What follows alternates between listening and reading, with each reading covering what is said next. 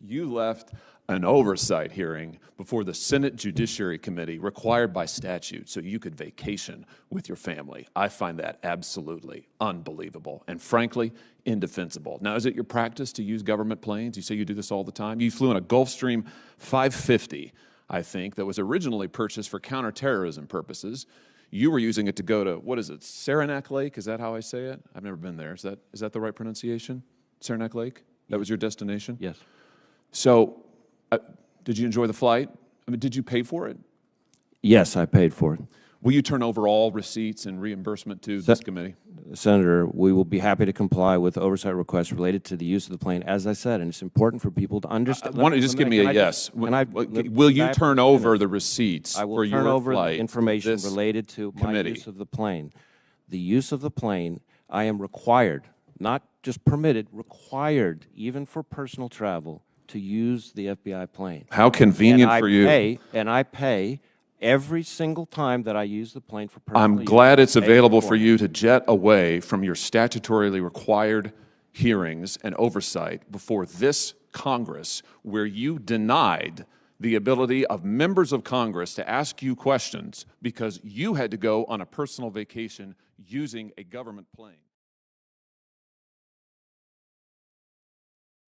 Whistleblowers who have come forward to members of this body, to members of the House.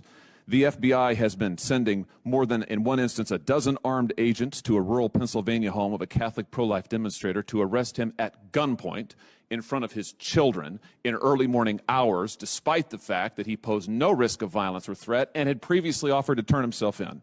Numerous whistleblowers, field agents, have alleged that D.C., your headquarters, has pulled them off working on child sex abuse cases, working on human trafficking cases, in order to work on January 6th matters for this reason, to give the appearance, they say, that there are hundreds of new domestic terrorism cases in the country, when in fact there are not.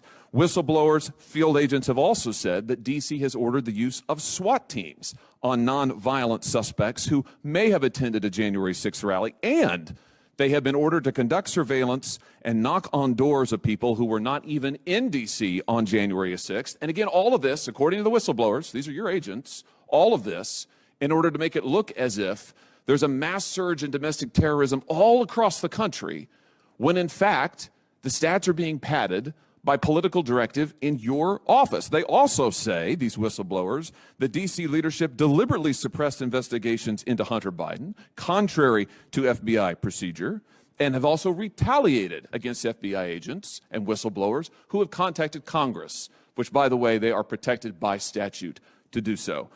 This is what's happening at your FBI while you are evading oversight hearings. Mr. Director, do you think you're still up to this job? I absolutely think I'm still up to this job, and I think our workforce feels the same way. Well, I don't. And frankly, I think you should have been gone a long time ago. And given your behavior recently, I think it only makes it more clear. Are there any travel plans today that we should be aware of that you have? We're supposed to have a second round. Will you be here for that? Yes.